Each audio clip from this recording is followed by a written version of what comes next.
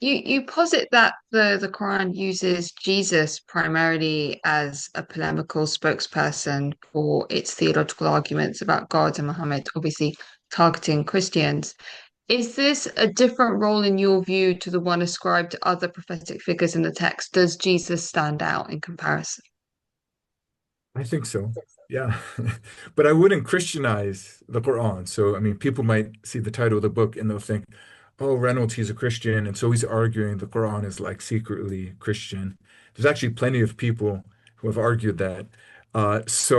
Yeah, my argument is not that the Quran is actually sort of teaching sort of Christian ideas about Jesus. Actually, I think the role that Jesus plays in the Quran is principally to challenge Christian ideas about Jesus.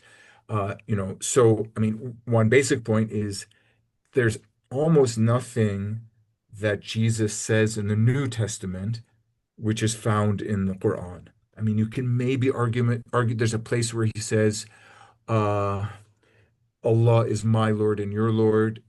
It's kind of close to something in the Gospel of John. But even there, you kind of have to, stretch things a bit. Like there's like the Beatitudes, they're not in the Quran. The long discourses, bread of life discourse or whatever, like the parables that Jesus says. Now, so that's really interesting, right? Because the Quran could have, I think, um, quoted Jesus saying stuff that's in the Gospels, uh, but it doesn't. So already that gives us a sign that the author is sort of very thoughtfully using the figure of Jesus. And, we have elements in the Quran where Jesus is sort of reprimanding Christians, usually not directly, but if you follow on the conversation that I alluded to earlier in Quran chapter 5, towards the end, where God and Jesus are speaking, in verse 117, Jesus sort of almost washes his hands of Christians. He says, well, first he says, I never would have said this sort of thing that, take me and my mother as gods.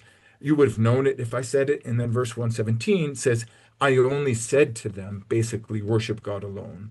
So, the Quranic author there, in my opinion, is, making a case, presumably for an audience that included Christians, for a new Jesus, a different Jesus.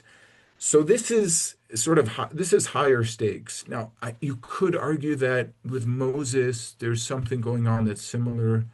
Yeah, so I think that might be right as well. So that would make maybe two figures that where there's kind of the stakes are higher because of the communities immediately around the Muslims. But it's not there with the other biblical figures. So yeah, maybe I should leave it at that so I don't just start rambling.